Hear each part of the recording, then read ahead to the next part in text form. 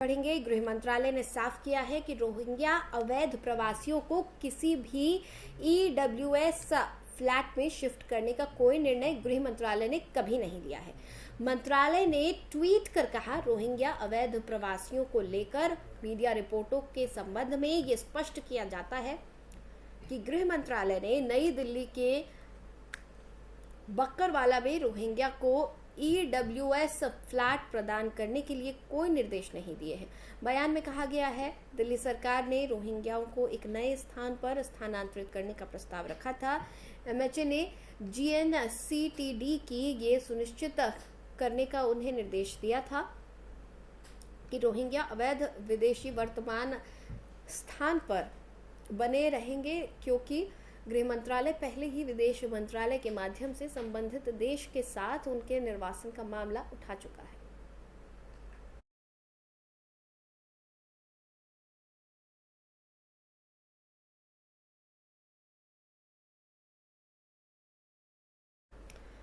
क्या सीआरपीसी की धारा 435 के तहत गुजरात सरकार ने केंद्र की सहमति से 11 बलात्कारियों की रिहाई की?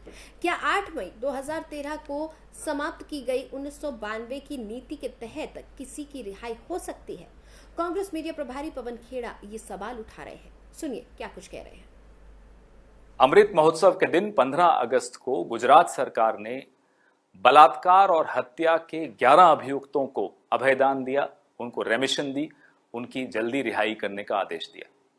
नए सवाल और कुछ नए तथ्य सामने आए हैं। तथ्य नंबर 1, गुजरात सरकार यह दावा करती है कि यह रिहाई माननीय सर्वोच्च न्यायालय के आदेश पर हुई है, जबकि सच यह है सर्वोच्च न्यायालय ने गुजरात सरकार को 3 महीने के अंदर निर्णय लेने के लिए आदेश दिया था।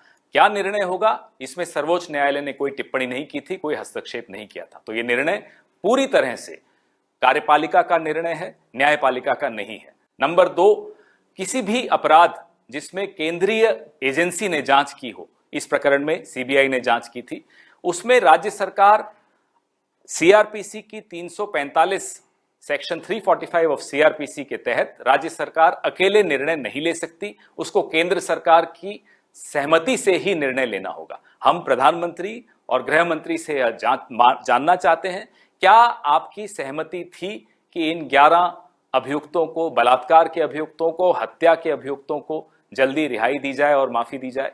और अगर नहीं थी तो हम यह जानना चाहते हैं कि आप गुजरात की अपनी भाजपा सरकार के खिलाफ क्या कानूनी कार्रवाई करने जा रहे हैं।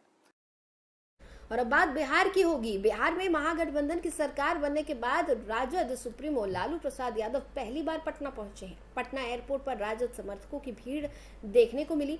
पटना एयरपोर्ट पहुंचे राजद समर्थक लालू प्रसाद यादव का इंतजार ढोल नगाड़ों के साथ कर रहे थे। जैसे ही महागठबंधन की सरकार बनने के बाद लालू प्रसाद यादव पटना एयरपोर्ट पर पहुंचे, वैसे ही कार्यकर्ताओं ने पुष्प वर्षा कर ढोल नगाड़ों से उनका स्वागत किया। पटना में सीढ़ी से गिरने के बाद बेहतर इलाज के लिए लालू दिल्ली गए हुए थे। एम्स में इलाज के बाद वो मीसा भारती के सरकारी आवास पर ही रुके हुए थे। लालू प्रसाद के पटना आने के बाद लालू परिवार के साथ साथ आरजेडी के नेताओं और समर्थकों में जमकर उत्साह देखा जा रहा है। पहले जानकारी दी गई थी कि कैबिनेट विस्तार में शामिल होने के लिए लालू प्रसाद खुद दिल्ली से पटना आएंगे, लेकिन लालू नहीं आ पाए थे। अब लालू के पटना पहुंचने पर राजद में जश्न का माहौल है।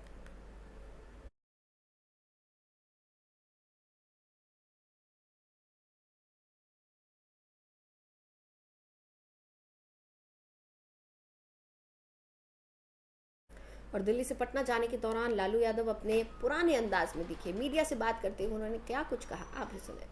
ऐसा बोल रहे हैं, अरे शीशा खोले हुए बोल रहे हैं। सरकार बनते ही जो सरकार पर हमलावर सुशील मोदी ने कहा है, और ये सुशील मोदी का क्या झूठा है।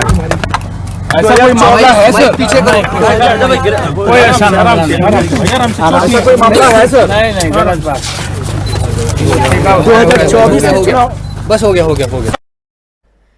चलिए आगे बढ़ेंगे। जन सुराज अभियान के तहत समस्तीपुर पहुंचे प्रशांत किशोर ने नई नवेली महागठबंधन सरकार पर जमकर निशाना साधा है। 10 लाख नौकरियों के मुद्दे पर बोलते हुए प्रशांत किशोर ने कहा कि अगर ये सरकार 1-2 साल में 5-10 लाख नौकरियां दे देती है तो मैं इनके समर्थन में अपना अभियान वापस ले लूंगा। 5 लाख लोगों को, 10 लाख लोगों को अगर नौकरी मिल जाए तो अभी हम विड्रॉ करने हम कुछ नहीं करेंगे काम इनका, मान लेते हैं इनको नेता आज से, आपके सामने कह रहे हैं मंच से 10 लाख सरकारी नौकरी अगर दे दें ये महागठबंधन की सरकार अगले 1 साल में 2 साल में, हम अभी विड्रॉ करते हैं उनके समर्थन में। बेवकूफ बनाने का सीधा सीधा कहां से लाइएगा नौकरी 10 लाख?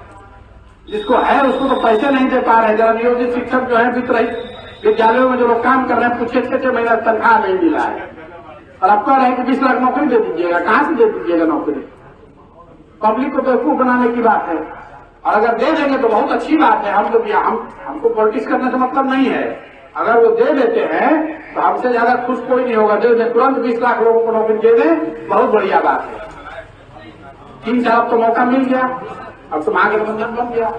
और आप कह रहे थे क्या गणित लगाइएगा? आप आए हुए 3 महीना में हुआ, देख रहे उथल पुथल पूरा 180 डिग्री घूम गया, घूमा ना। आपको अभी क्या मालूम है कि इसके बाद फिर कैसे घूमेगा? तो घूमने दीजिए। अगला चुनाव आते आते अभी कई बार घूमेगा, इतना आपको कहते जाते हैं। हम यहाँ रणनीतिकार नहीं है, लेकिन अगर उस हैट को लगाकर, उस टोपी को लगाकर बोलना हो तो आपको ये प्रेडिक्शन किए दिए जाते हैं, भविष्यवाणी किए दिए जाते हैं।